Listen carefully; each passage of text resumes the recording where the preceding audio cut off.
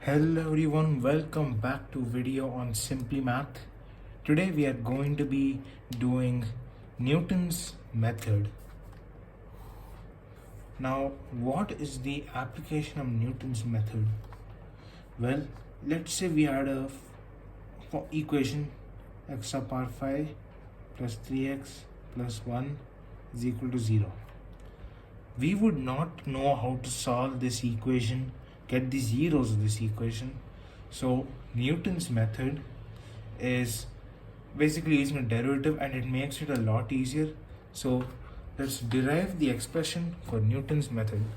So I will just extend this line a bit, this line,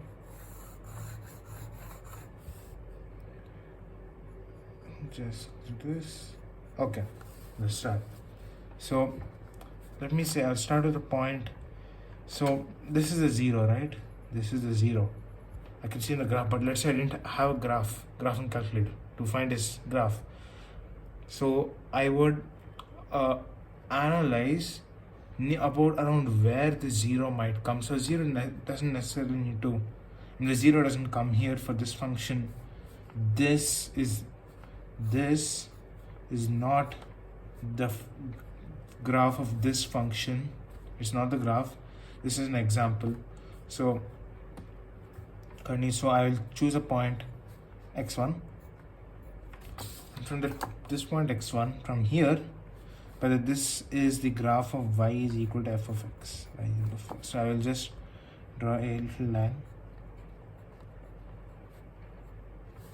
and intersect eventually at some point. But this assumes, Newton's method assumes that the function is continuous. So we choose is continuous throughout the whole interval, enclosed interval a comma b. So that if we choose a point, it's just not going to be discontinuous, and we will actually be able to solve it. So at x1, so what would this point be? This point is literally x1 comma f of x1. That's it. But then let's say I took the derivative of f of x at this line. I took the drew tangent line. Now what would that look like? Now what does that look like? Well, it kind of looks something like this. This is a bad example. It's fine. This would be that tangent line. Now what's important, since the tangent line is going to be a derivative of the function at that point, so the slope would be m is equal to f prime x1.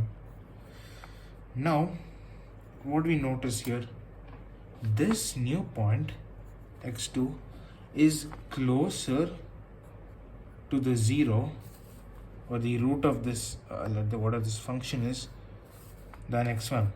Comes closer, and we actually repeat this process, and I'll take the derivative here. Now what would this be? I'm getting again very close, x3. Now I repeat again. Now it's so close, it's practically reached at 0. So now let's try to find the equation of this particular tangent line, because since we will have x1, we will be assuming x1, and what we given is f of x given, assumed, now x1 assumed, right? So let's find this tangent line here.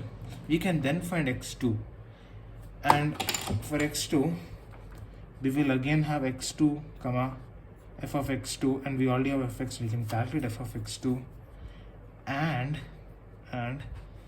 we will also have the slope of the tangent line of f of x2, because of course I just showed you how.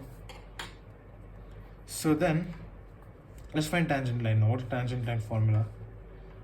x1 minus x0, this is the general form, f of x naught in f primed of x naught is equal to y1 minus y0.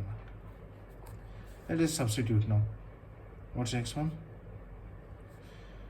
This is literally x2 minus x1 into f prime of x0. What's f prime of x0?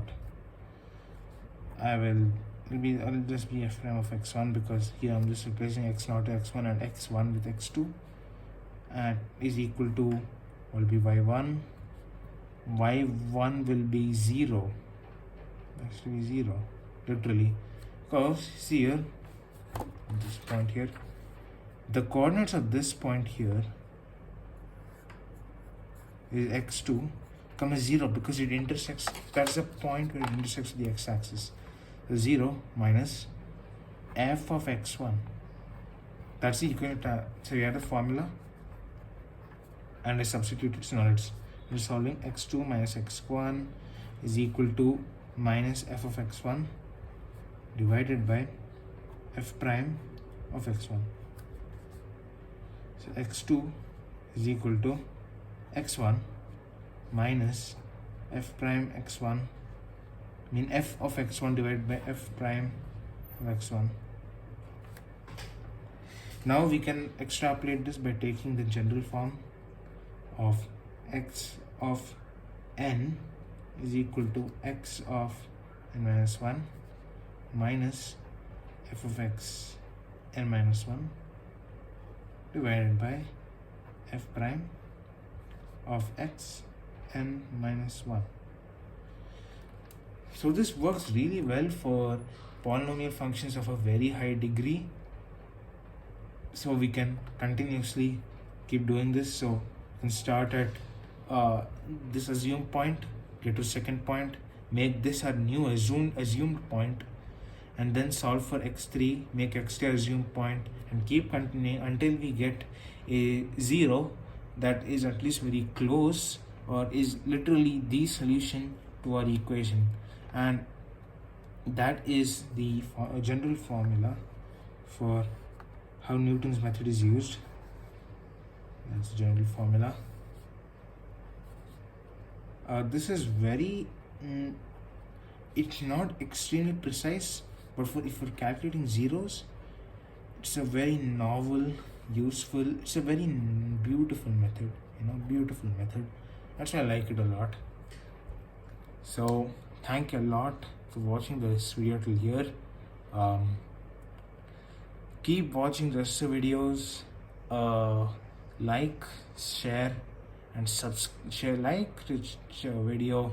video, and subscribe to the channel today. Thank you and goodbye.